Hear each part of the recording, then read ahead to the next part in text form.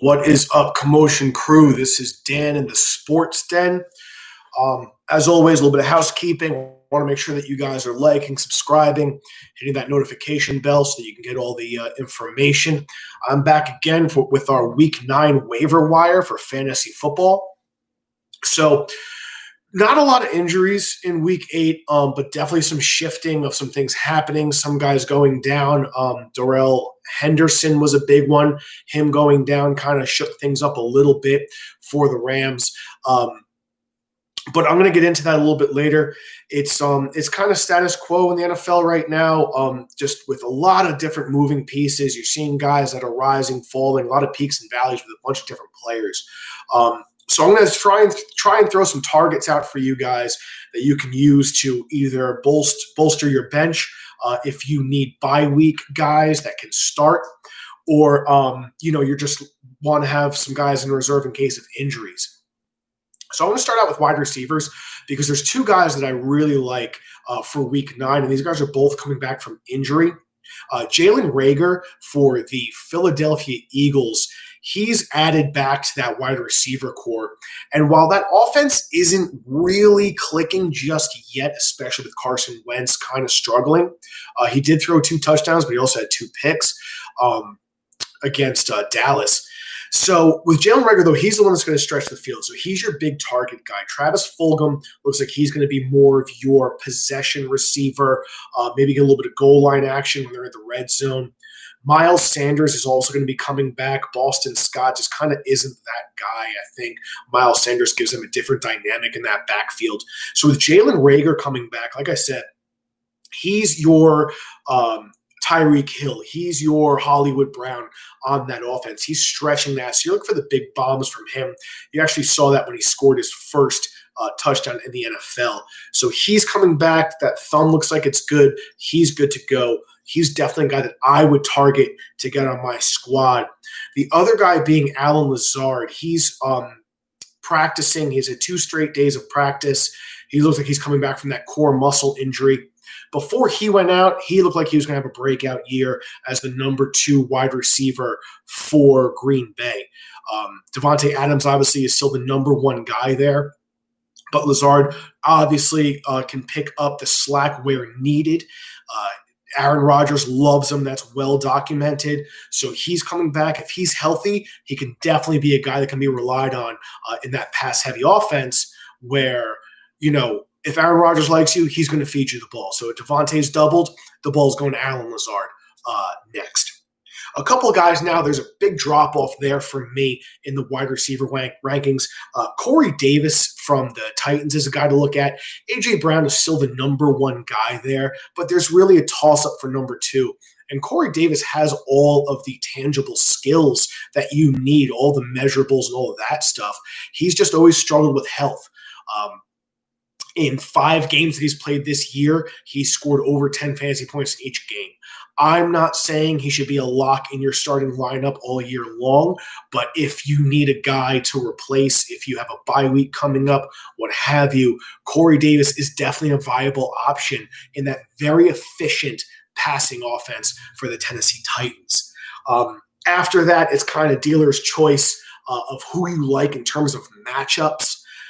Jacoby Myers for New England is a guy that you should be paying a little bit of attention to, if for no other reason than Julian Edelman being out and some other injuries on that offense. He got all the targets. He was the most targeted guy, had the most yards and the most receptions on that team last week. So just from injuries, war of attrition kind of thing, Jacoby Myers should be a guy that maybe you want to take a look at if he should be available in all leagues. After that, Curtis Samuel is a guy that he's a hit or miss. He's real hot and cold. He has these weeks where he blows up for 20 fantasy points, and then you don't hear from him for 2-3 weeks after that. But he's a Swiss Army knife for that offense, both rushing and receiving. So as a wide receiver, he's a guy that could potentially come in and do some damage for you. Again, he's just real hot or cold, so I'm not going to say you definitely need to go out and get him. But based on the matchup, he's a guy that you could look at.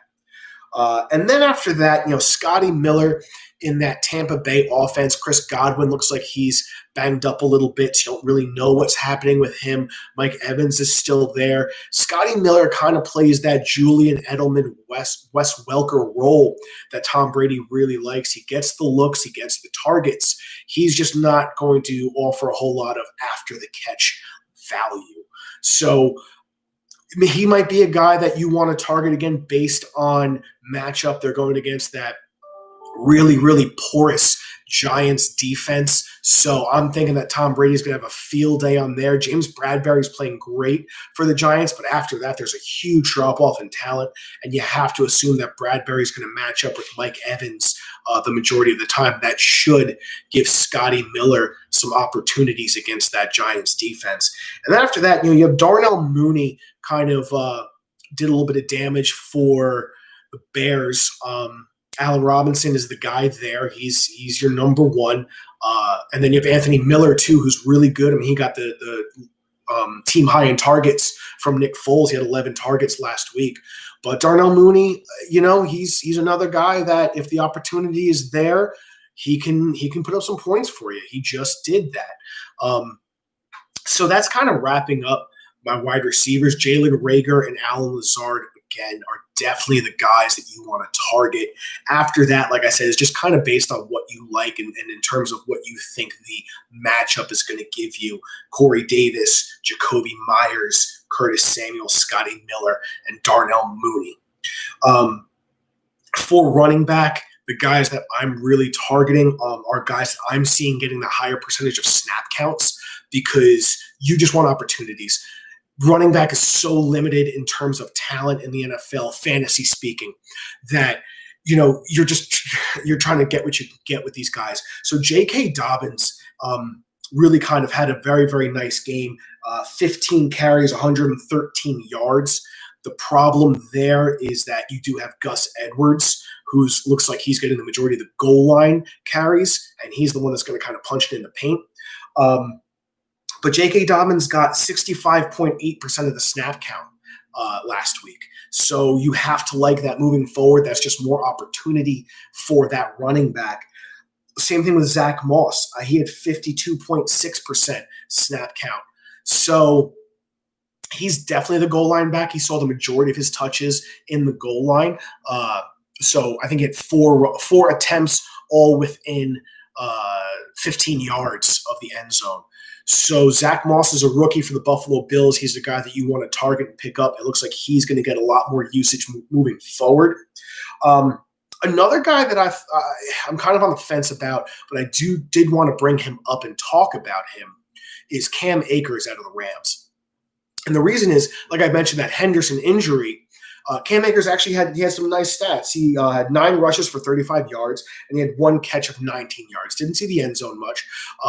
But he definitely made use of what he was given. The problem is that the Rams are on a bye for week 9, and then after that, you have to assume that Henderson's going to be healthy again, which relegates Cam Akers back to the bench. But if you wanted to stash him and kind of throw him on there and see if maybe he gets some more usage, some more play, Malcolm Brown might go down, Henderson might get re-aggravate that injury, I do think there's some value in Cam Akers moving forward. So just try and, if you have the space, if you have some guys that are hitting IR or, just aren't kind of performing for you, throw something at Cam Akers. Maybe he'll do something in the future. Like I said, he made some nice effort with the opportunities that he had. Another guy is Damian Harris, and I'm very, very reluctant to bring him up because he plays in the Patriots offense, and the Patriots, any guy can go off at any time.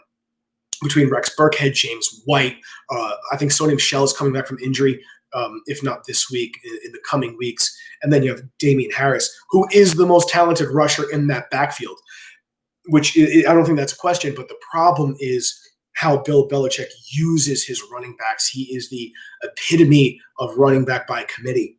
But Damian Harris had 16 touches, which was led the most out of all those running backs. I do err caution, though, because he kind of had a breakout week after week 4, and then the very next week he saw 6 carries total. So Damian Harris, the talent is there.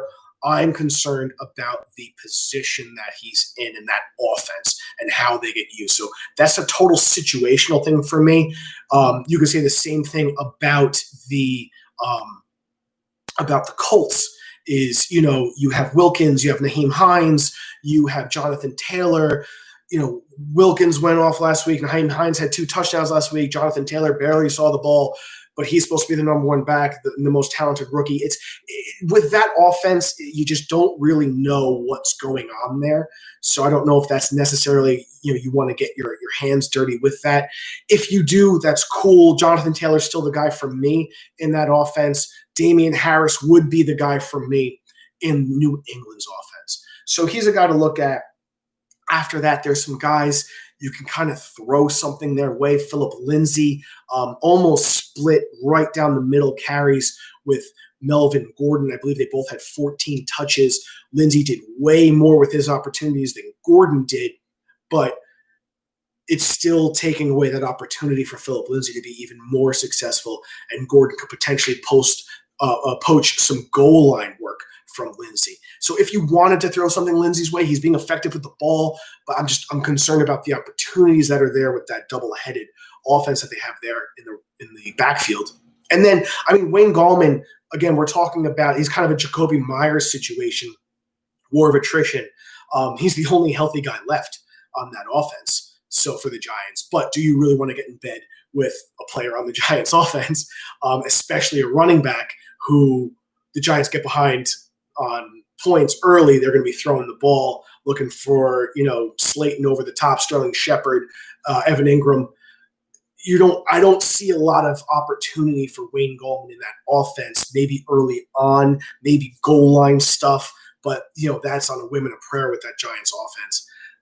LaMichael Pirine is another guy who there could be something there for him, but I just don't know. So that's kind of where I'm at. I will throw in a little tidbit for tight ends. George Kittle just went down. I believe he has a broken bone in his foot for 8 weeks. So you're looking at replacements in that 49ers offense. Obviously, the game plans don't change. The players do. So the next man up, whether it be Jordan Reed or Ross Dwelly, they're going to get maybe not the amount of looks that George Kittle gets in that offense, but partial. And those looks have to go somewhere. So they're going to get spread out among the wide receivers a little bit, but the tight end position still is an integral part of that Kyle Shanahan offense. So I personally would put my money on Ross Dwelly because I don't trust Jordan Reed to stay healthy. He looks really good when he is healthy. He kind of looks like he recaptured a little bit of that Washington Redskins that kind of made him a top fantasy target at tight end, but the guy is just made out of glass. So I don't trust him in terms of health. So I would go with Ross Dwelly on that because George Kittle, like I said, he's out for at least 8 weeks. So those are kind of the guys that I'm targeting. Jalen Reagor, Alan Lazard, definitely J.K. Dobbins. Those are the guys that you really want to go after. Zach Moss, I'll throw in there as well. After that, look at your bench, look at your matchups, and then you guys can make the decision from there. But those are a couple of players that I'm looking at.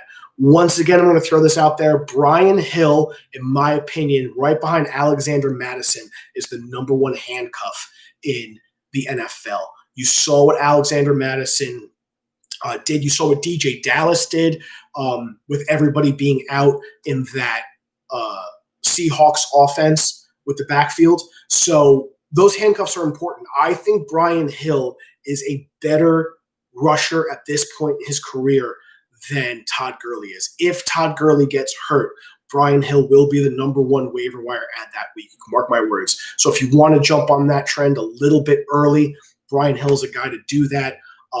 At this point, T. Higgins should be rostered in everybody's leagues. If he's not, go out and get T. Higgins. He's a great piece to your fantasy team as well. So like, subscribe, notification bell, hit some comments up. I'm going to be looking at this every once in a while. If there's anything in the comments, I can answer questions there. Once again, this is Dan with the Sports Den for the Commotion. Looking forward to talking to you guys next week.